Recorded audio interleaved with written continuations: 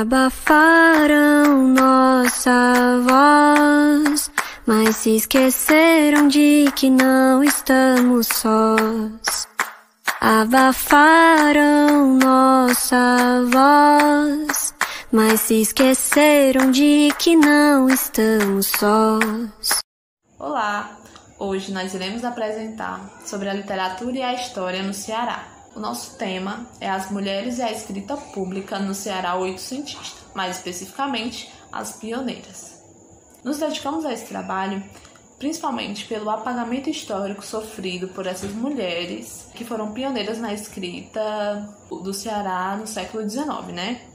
Essas mulheres escolhidas para este estudo foram a Ana Facó, Emília Freitas, Francisca Clotilde, Ana Nogueira Batista e Alba Valdez. O nosso trabalho ele foi baseado principalmente em duas questões. Quem foram essas primeiras escritoras no Ceará do século XIX e por que, ao colocarem a público os seus escritos, elas foram consideradas ousadas para a época. Antes de discutir a questão da leitura das mulheres no Ceará oitocentista, é importante nós começarmos com uma contextualização do que estava ocorrendo na segunda metade do século XIX, né? Neste período, Fortaleza passa por dois eventos que marcam o perfil da cidade e de seus habitantes. O primeiro deles foi o crescimento econômico a partir da exportação de algodão, tendo também como um marco da época a criação do Ateneu, uma instituição de ensino que foi responsável por formar toda uma elite intelectual que iria atuar ativamente na década de 1880. O segundo evento foi a seca de 1887 a 1889, né? Que foi vista como um retrocesso econômico e cultural das elites intelectuais, pois acabava abalando os discursos e as práticas cientificistas e progressistas das mesmas. A seca demarcou também a impotência do poder público diante o período de estiagem. E com a chegada dos retirantes vindos do interior para a capital, a cidade se transforma, pois muitos deles, vitimados pela varíola, acabam se tornando uma multidão na cidade, escrachando ainda mais a incapacidade dos setores públicos e das elites para resolver esses problemas sociais e políticos, o que acaba causando um grande desconforto para essa elite e o poder público, né? No final da seca, em 79, a elite ela se considera responsável pela tarefa de reconstituir a cidade, fazendo assim da década de 1880 um período considerado de grande atividade intelectual. Eles tomam um papel fundamental de pensar novos caminhos de gestão da cidade, né?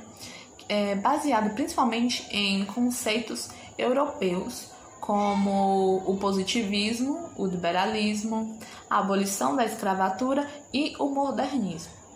Essa fortaleza do século XIX, ela passa a ser envolvida por um discurso civilizatório, que combina os avanços da ciência com a necessidade de educar a sua população, criando assim um momento de grande importância para os homens de letras, pois a literatura ela acaba adquirindo um grande prestígio, soando até como um sinônimo de cultura, o que marca assim, né, toda a sociedade de fim de século fortalezense.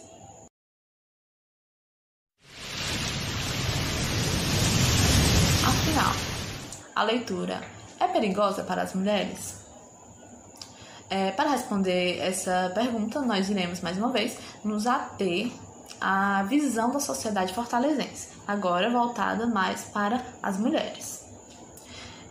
Entre esse boom do campo das letras e o poder simbólico adquirido por aqueles que se dedicavam à literatura, e também na certeza de que através dela era possível ocupar espaços, é que nós compreendemos a escrita feminina da época e assim também a vontade de se colocar a público dessas mulheres. De acordo com Antônio Salles, a mulher cearense do século XIX pouco se fazia presente no meio literário, pois era por excelência uma mulher do lar.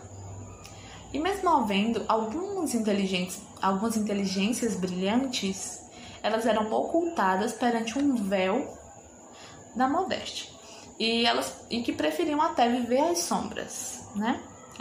E que até retirá-las desse lugar de sombras confortável a elas seria uma violência. Só que diante das movimentações das pioneiras, nós podemos perceber que o objetivo delas não eram viver às sombras, também não eram a sua escolha, né? Não eram escolhas suas, não eram a sua escolha serem apagadas da história. A pouca quantidade de mulheres que ousavam colocar os seus escritos e pensamentos a público é produto dessa sociedade, né? Que procurava podar não só o comportamento das mulheres, como também as suas escolhas. As escolhas da literatura e as escolhas de escrever, dos seus escritos, né? O que é interessante é que a principal característica entre a primeira geração das escritoras é a sua formação e a sua profissão. O espaço responsável pela formação secundária delas foi a Escola Normal, criada em 1884. Um estabelecimento de ensino onde eram ministradas as aulas voltadas para a formação de professores, já que naquela época havia uma carência nesse setor.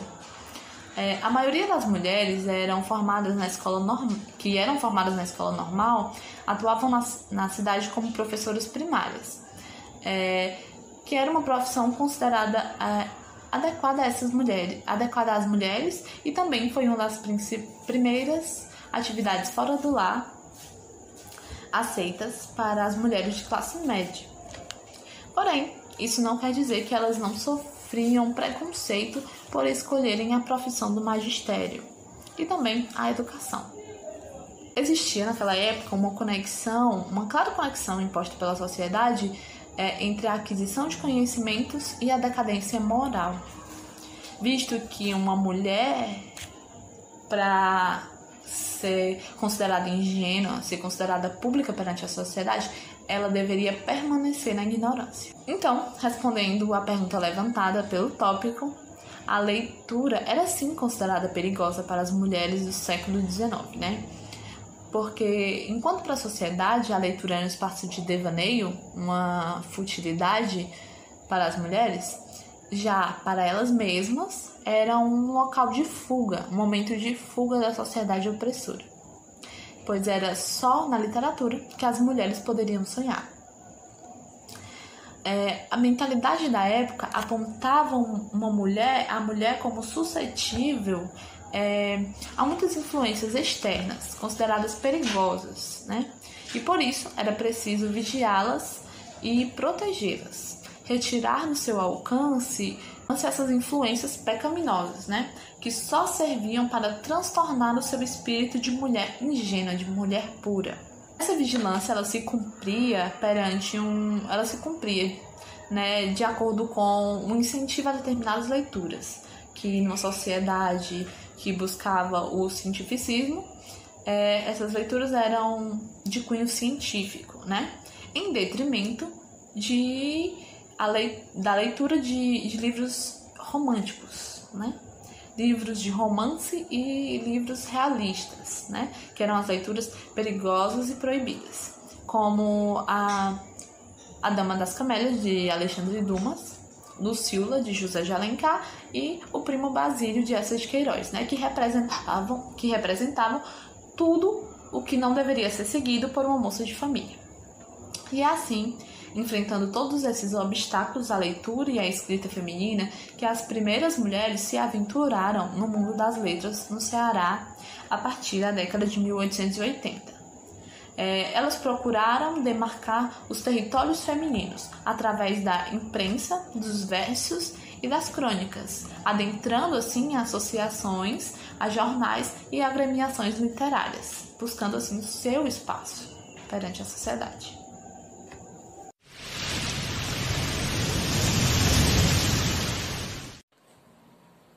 Ao falar dessas mulheres, a gente tem que ter a noção que a escrita no século XIX, ela ocupa um espaço de privilégio muito grande. E aí vai ser falado mais adiante pela Leide os pontos de privilégio que levaram essas mulheres a terem esse privilégio na sociedade a partir da literatura. Mesmo diante disso, a uma sociedade que negava às mulheres o direito de fala em público, escrever era uma forma de burlar todas essas regras e meio que um ato de transgressão de tudo aquilo que a sociedade negava a elas. E aí a gente tem essa negação à alfabetização. Por quê? Porque ler e escrever dava à mulher um poder de comunicação que era considerado não honrável.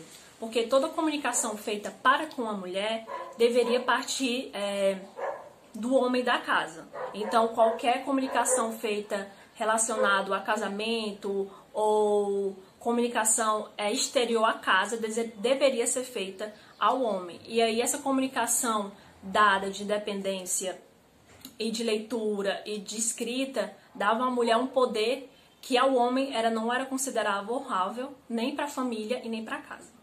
Porque essa mulher que ela escrevia, ela era vista como suspeita, ela era vista como perigosa, ela era vista como fofoqueira e outros mais adjetivos. Principalmente porque escrever e ler dava o poder à mulher de comunicação não só com a sua casa, mas comunicação com os outros. A partir daí, a gente percebe essas mulheres que enfrentam obstáculos que vão além da escrita. Elas buscam, no mínimo, o direito de poder ler. E aí a gente vê esse enfrentamento, principalmente contra o anonimato, contra o pseudônimo. E aí essas mulheres elas vão de encontro a tornar a sua escrita pública. E aí eu vou deixar um trecho de um filme para vocês que se chama Além das Palavras, que fala de uma poetisa norte-americana, que é a Emily Dickinson, né? E fala, tem até um documentário também sobre a família dela, que fala do enfrentamento da mulher em publicar os seus escritos. E aí quando ela tem esse primeiro contato com o seu poema público, esse contato é feito a partir do pai dela com o editor, ou seja, de homem para homem. E aí, quando ela publica esse poema, ela recebe bastante críticas, né? Porque o editor diz que o poema dela, além de ser infantil, a literatura ela não era considerada para mulheres. It is your house, Father. But it is our home, Emily. I have one more favor to ask of you, Father. What is it?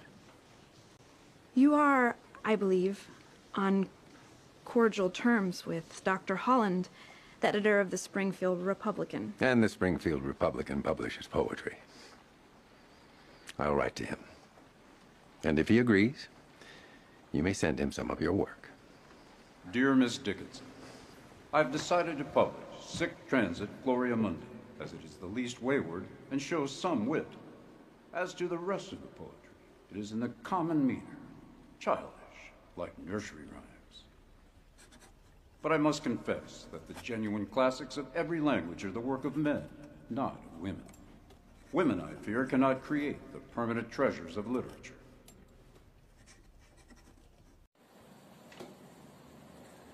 E daí, quando a gente fala de mulheres que escrevem, a gente tem todo um rompimento dessas mulheres que leem e dessas mulheres que escrevem, né? E aí um livro bastante transgressor seria A Divorciada, né, da Francisca Clotilde, que vai além da visão que a masculinidade quer para que a mulher escreva, que é a mulher do lar ou a mulher para os filhos. E aí é bastante interessante, porque ela escreve de um livro que vai além da sua época e de algo que vai além do que é aceito pela sociedade. Com isso, a partir da mulher se descobrindo na literatura, vai surgindo várias reflexões acerca do papel da mulher na sociedade. E aí vai surgindo a transformação e a urgência de mudar esses valores e de lutar por independência e o surgimento, principalmente, da inserção dessa mulher na sociedade. E daí vem um grande questionamento, né? Mas por que essa mulher que escreve, ela gera suspeita? Porque a mulher que tem voz, a mulher que lê, a mulher que escreve, a mulher que fala, ela inspira principalmente independência, autonomia, e aí com isso ela vai causando medo. Por quê? Porque ela meio que retira o papel do homem de ter que ser porta-voz de todas as suas ações. E aí ela é vista como suspeita quando ela passa a ler o que ela escolhe, quando ela escreve coisas além da época ou coisas que vão além da opinião masculina. E à medida que essas mulheres vão se encontrando na literatura, elas vão se descobrindo no meio. E aí elas vão se comunicando com outras pessoas que buscam a mesma coisa, com outras mulheres que buscam a mesma coisa. E aí elas começam a pensar sobre a condição delas de leitoras e escritoras. E aí elas começam a indagar sobre o poder de voz dela na sociedade e delas quererem ser ouvidas. E aí a gente se depara com a dúvida de que possivelmente elas não eram ouvidas de forma eficaz, né? Mas quando a gente vai acompanhar os escritos, por exemplo, da Ana Facó, Francisca Clotilde, a gente consegue perceber, né, nos escritos dela, nos livros dela, sobre o posicionamento político, social, cultural, e aí fica bastante claro a forma com que elas se expressavam diante da literatura, ou diante dos poemas, ou diante dos livros delas. A partir daí, a gente percebe essas mulheres que buscam a emergência de serem ouvidas, de serem publicadas, de serem escutadas. E aí, a partir desse rompimento com essa condição de mulher de casa, mulher das crianças, surge a necessidade dessas mulheres de se inserirem nessa sociedade e nessa literatura que era vista e era publicada apenas para homens.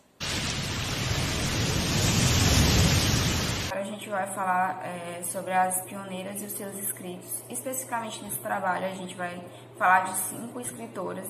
São elas a Ana Jacó, a Emília Freitas, a Francisca Clotilde, a Ana Nogueira Batista e a Alba Valdez. Mas vale ressaltar que existe um número ainda maior de mulheres que já escreveram no período dessas mulheres. Antes da gente adentrar especificamente em cada escritora e suas obras, vale ressaltar algumas características comuns a essas mulheres. A primeira delas é que essas mulheres tiveram privilégio, né, de acesso à educação. A segunda delas é que a maioria dessas mulheres foram professoras, isso porque o magistério era uma das poucas profissões que as mulheres poderiam ocupar fora do espaço, né, do lar, porque essa profissão era considerada uma extensão das atividades domésticas. Mesmo isso sendo uma extensão das atividades domésticas, é importante a gente ressaltar que essas mulheres usaram esse espaço para poder ocupar outros espaços. Um terceiro ponto que vale a pena ser ressaltado é que, transgressoras ou não em suas escritas, essas mulheres, é importante ressaltar que só o fato dessas mulheres terem as suas obras tornadas públicas, isso já era uma grande forma de emancipação feminina. Então, independente se há ou não a ruptura com as suas escritas, só o fato delas estarem ocupando esses espaços significa que elas estavam ocupando esses espaços. Agora, iniciando com as escritoras, a gente vai iniciar com a Ana Jacó. A Ana Jacó nasce em 1855 aqui no Ceará. Ela não escreve tantos periódicos, porém ela compensa isso em livros. Ela escreve 6 livros. Desses 6 livros eu vou destacar um, que é o romance Rapto Jocoso. A narrativa dessa história, ela se desenvolve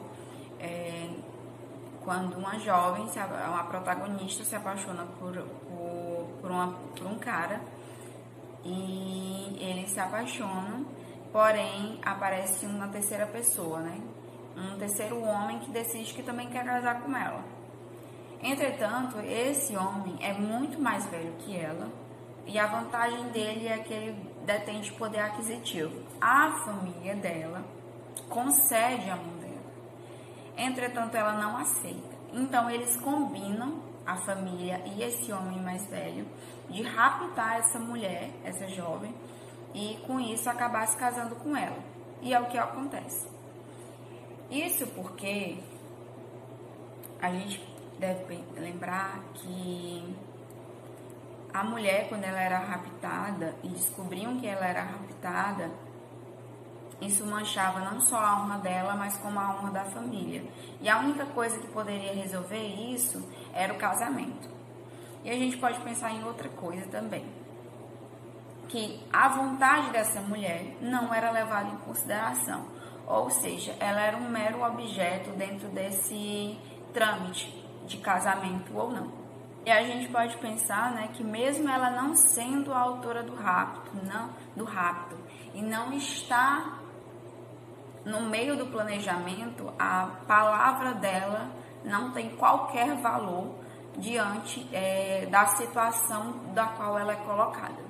Dando continuidade, agora a gente vai falar sobre a Emília Freitas. Emília Freitas nasce em 1855, também no Ceará, em Jaguaruana.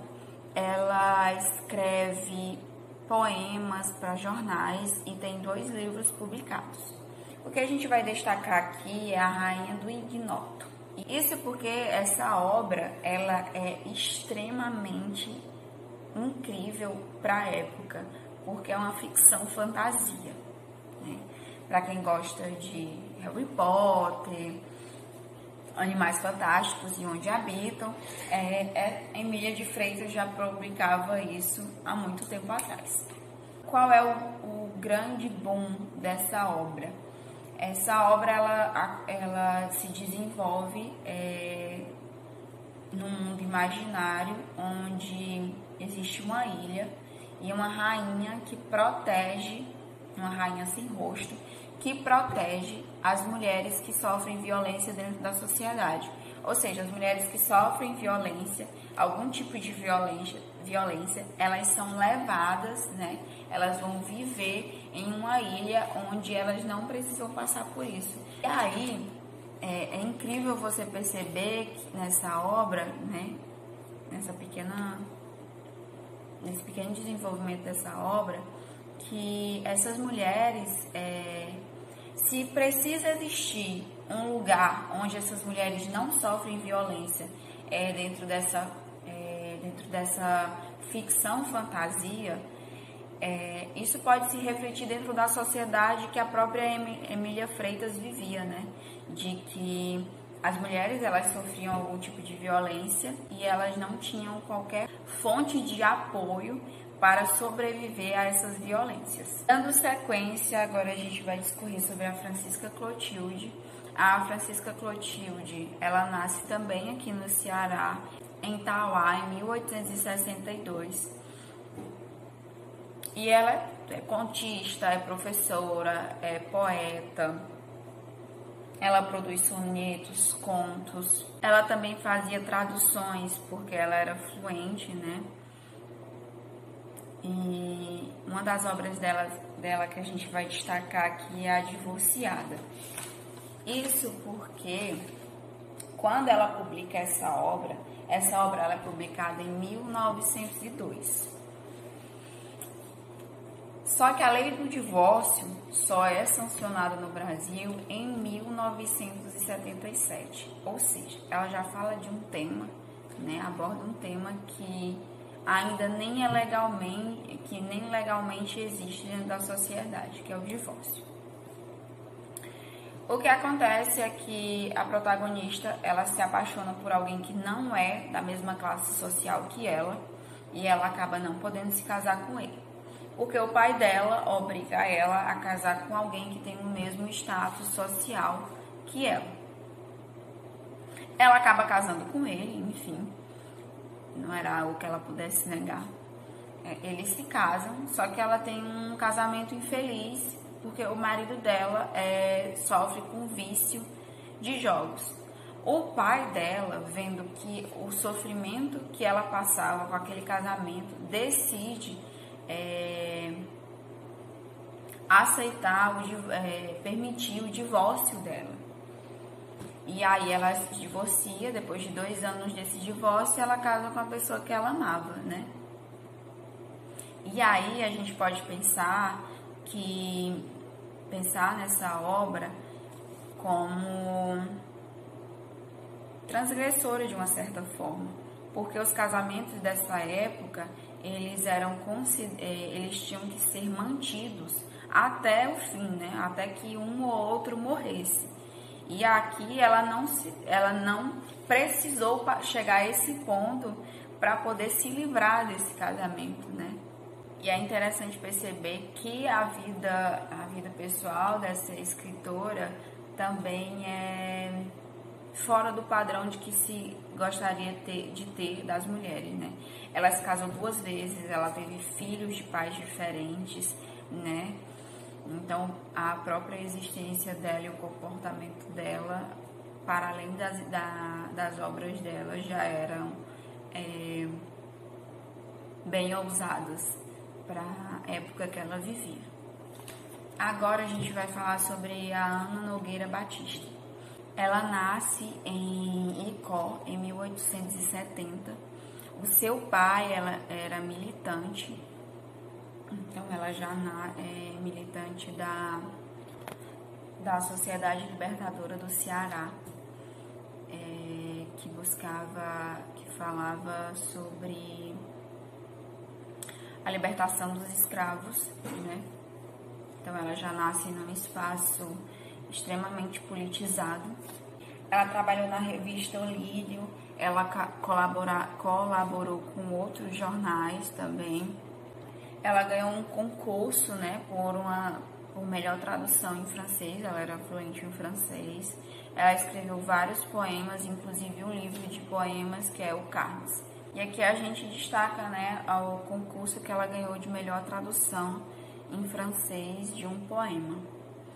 Por fim, a gente vai falar da Alba Valdez, que era o nome, o pseudonome de Maria Rodrigues. Essa escritora, ela era a mais transgressora de todas, podemos dizer assim. Ela lutava pelo direito das mulheres e de forma bem escancarada. Lutava pelo direito do voto, direito da liberdade dessas mulheres. Ela abriu um espaço onde disponibilizava, onde buscava ensinar, tornar acessível a questões de cultura e do direito das mulheres. Ela trabalhou como professora, ela se dedicou a jornais e revistas. Ela tem uma imensa quantidade de obras publicadas voltadas para isso. Como eu falei anteriormente, ela fundou um espaço, e esse espaço era a Liga Feminista Cearense. E esse espaço, ele buscava a emancipação feminina. Dentro das obras dela que eu vou destacar uma que não necessariamente fala desse aspecto político dela, né? Que é uma obra que é 37 contos curtinhos que falam sobre a vida dela, né? Um tom mais calmo diante de todo o trabalho árduo que ela fazia diante dessa questão da emancipação feminina. E o nome da obra é Em Sonhos.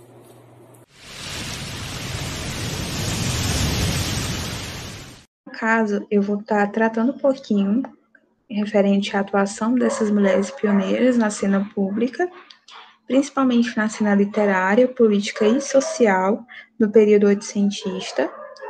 E, antes de mais nada, é importante a gente entender que foram poucas as mulheres que tiveram a ousadia e a coragem de agir na cena pública. Isso se deu principalmente pelo contexto da época, que não era tão propício para as mulheres, para que elas conseguissem se impor e se destacar no meio literário, no meio político e social. Mas, assim, das poucas mulheres que tiveram a coragem de ingressar nesse meio, está a Francisca Clotilde, que no século XIX pertenceu ao clube literário entre 1887 a 1888. Além dela, no século XX, tem destaque a Alba Valdez, que ela também firmou presença em várias agremiações e foi pioneira em diversos projetos. Inclusive, ela foi a primeira mulher admitida na Academia Cearense de Letras, durante a renovação da academia, em 1922, e ela também fundou, em 1904, a primeira Associação de Letras Femininas, que no caso foi a Liga Feminista Cearense. E essas figuras, elas foram importantes, elas foram responsáveis pela criação de revistas redigidas totalmente ou parcialmente por mulheres. A Francisca Clotilde, inclusive, ela teve grande destaque no ano de 1888, no grupo de colaboradores do Domingo, que era uma revista para as famílias, e, além disso, ela vai participar durante 15 anos na revista mensal A Estrela, que foi criada em 1906. Já a Alba Valdez, ela foi colaboradora valiosa para vários periódicos literários cearenses, entre eles a Panóplia, onde ela fez parte do comitê de redação em 1913 a 1914. No campo já das lutas políticas, em 1980, a primeira batalha abolicionista. E aí, Emília Freitas, outra pioneira, e a Francisca Clotilde, como já foi mencionada, participaram da batalha. A Emília, ela se pronunciou com seus discursos para a nova sociedade abolicionista feminina, cearenses libertadoras, e a segunda, no caso, a Francisca Clotilde, ela publicou no Libertador, que é o principal órgão abolicionista. Ela publicou diversos poemas saudando a abolição na capital. Só que, assim, no entanto, apesar dessa participação ativa, essa participação não se mostrou tão forte quando foi constatado que entre 1883 a 1884 foi o período em que essas mulheres escreveram bastante nos jornais. Porém, não teve nenhuma ligação direta com a questão da abolição. Agora, no campo social, já a Alba Valdez, ela vai ter um destaque ao ser a primeira secretária da Cruz Vermelha Cearense em 1918, no momento da Primeira Guerra Mundial. E quanto à questão da causa feminista, há certa contradição das escritoras nessa luta, devido à questão da não posição de fato, não existia uma posição clara na defesa dos direitos das mulheres. No final do século XIX, por exemplo, a própria Francisca Clotilde, ela hesitou quanto ao combate aos preconceitos da época, referente à emancipação feminina. E a gente entende isso como uma consequência da influência da concepção e da idealização da mulher na época, que, no caso, a mulher era idealizada como frágil, como dedicada ao lar, exclusivamente, à família, ao marido. Porém, apesar disso, a própria Francisca Clotilde, ela vai escrever sobre o divórcio, algo bastante não comentado no período, seria um escândalo no período.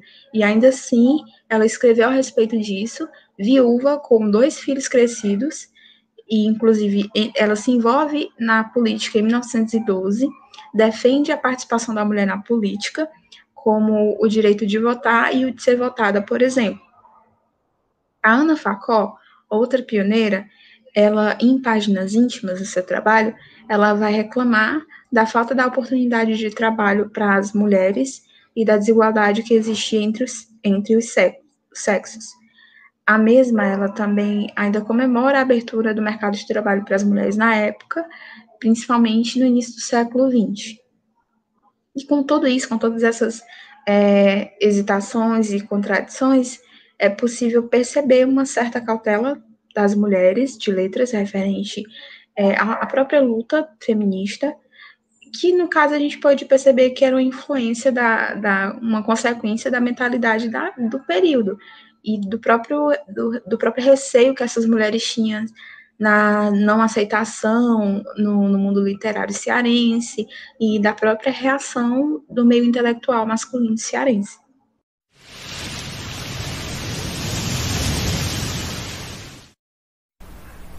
Para encerrar a nossa apresentação teórica da fonte, eu vou discutir agora um ponto bastante importante, que é a reação dos homens de letras sobre a participação das mulheres nos campos literário, político e social.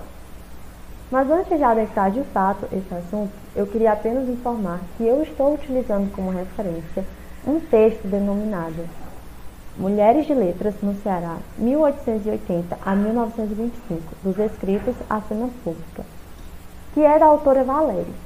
Inclusive, nós estamos disponibilizando o acesso deste texto no final do nosso resumo, caso alguém tenha interesse de ler. Bom, como as meninas salientaram, já no século XIX nós percebemos no Ceará mulheres que ousaram ir além de seus lares, participando de espaços que até então eram dominados pelos homens, como a política, a literatura e até se envolvendo em certas questões sociais.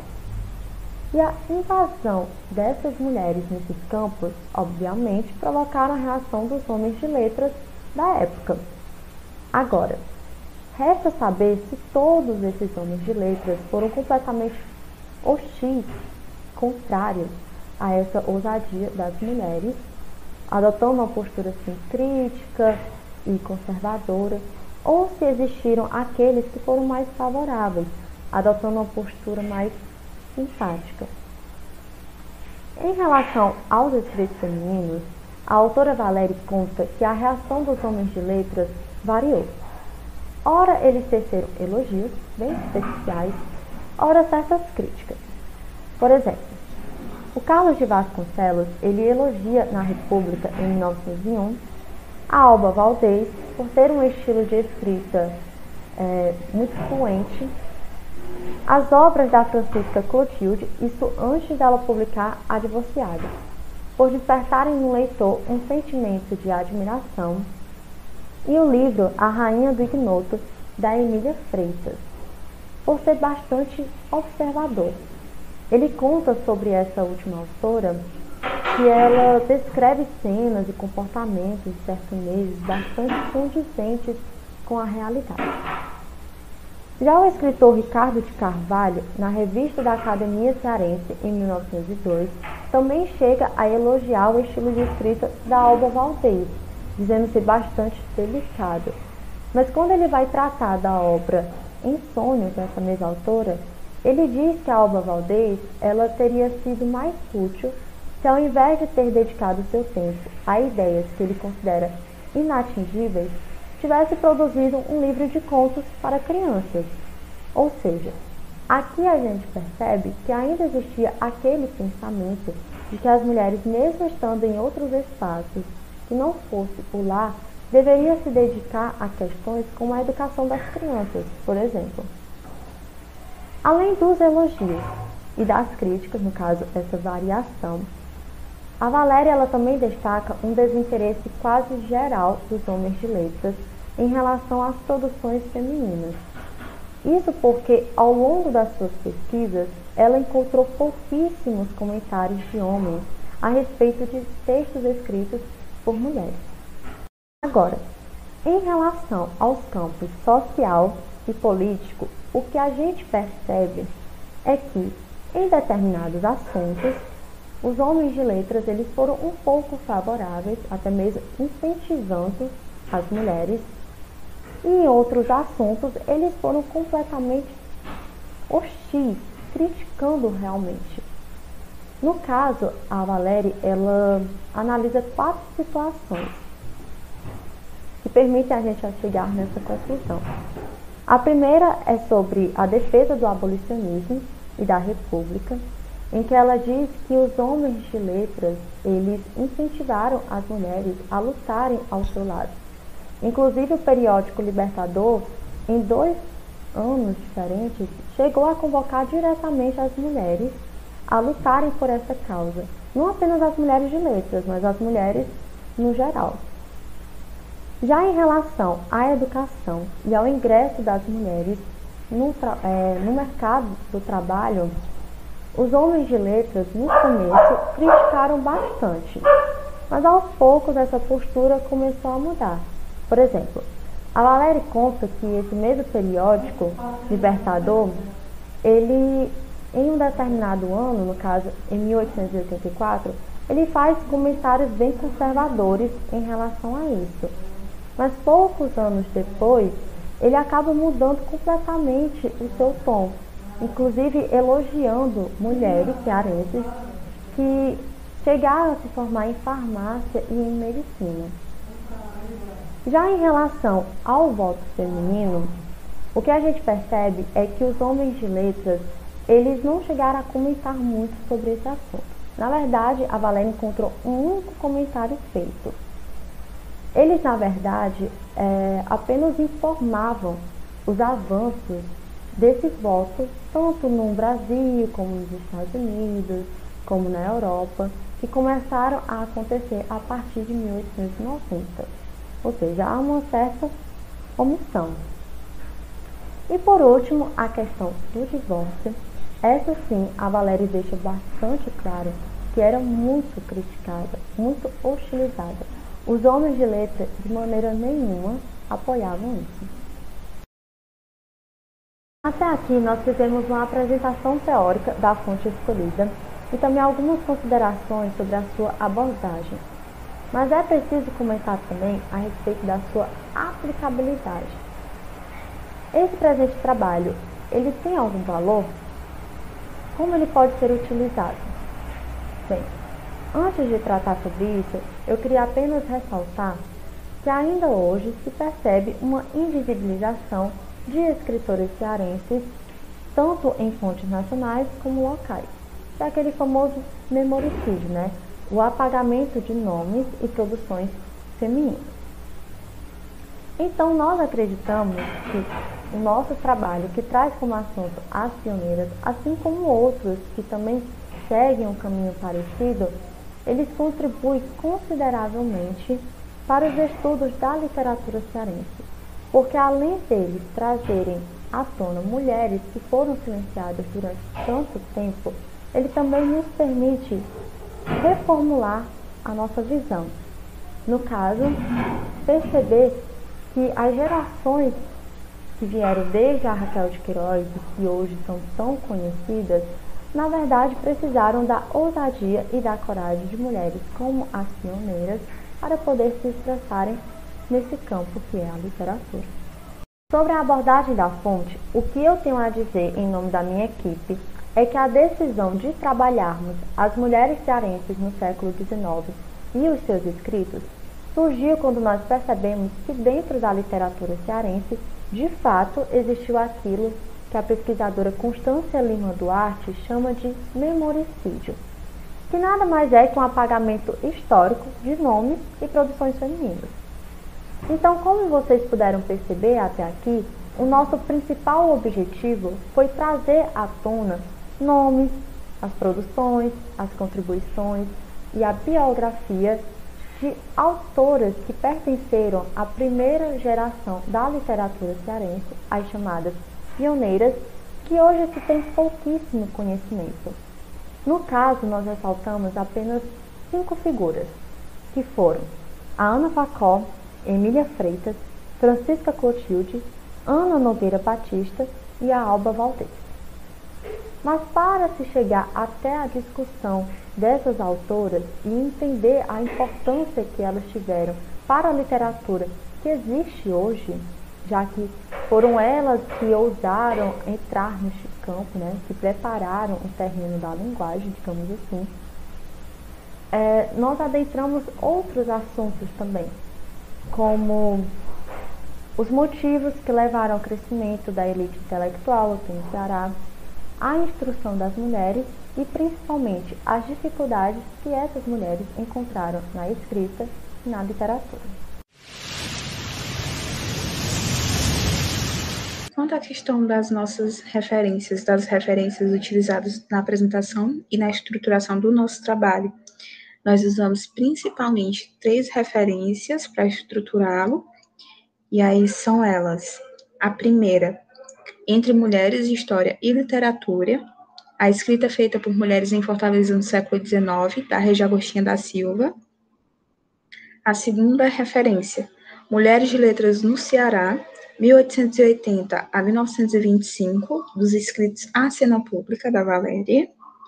E a terceira e última referência foi Mulheres Escritoras, as Pioneiras do século XIX, da Judênia Moura e da Carla Castro, fascículo do módulo 4 do curso de extensão em Literatura Cearense, que no caso foi oferecido pela Fundação Demócrito Rocha e pela Universidade Aberta do Nordeste.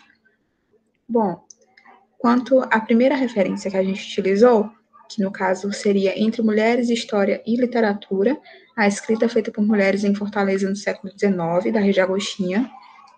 Esse artigo ele foi utilizado como base de fundamentação dos dois primeiros tópicos, que seriam, o primeiro, a literatura é perigosa para as mulheres? E o segundo, a mulher que escreve é vista como suspeita, onde tratamos sobre a contextualização do boom literário no Ceará, oitocentista, e da alfabetização, das práticas de leituras também aceitáveis para as mulheres da época, e dos obstáculos encontrados pelas mulheres que se dedicavam à literatura. Essa foi a primeira referência que a gente utilizou no nosso trabalho para estruturá-lo.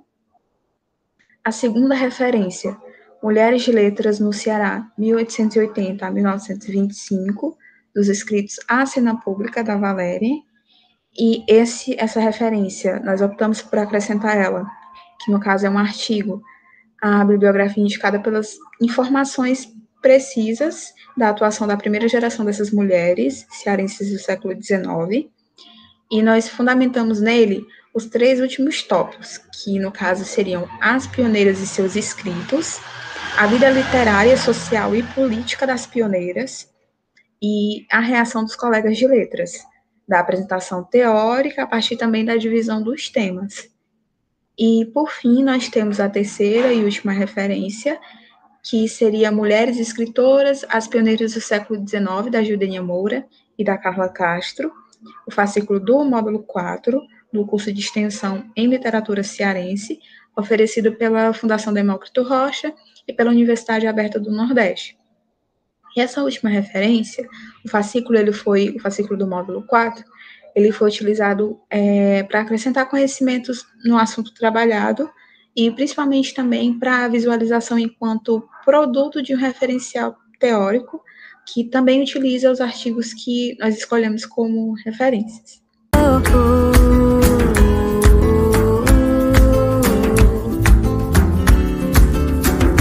Abafaram nossa voz, mas se esqueceram de que não estamos sós. Abafaram nossa voz, mas se esqueceram de que não estamos sós. Então eu canto pra quem todo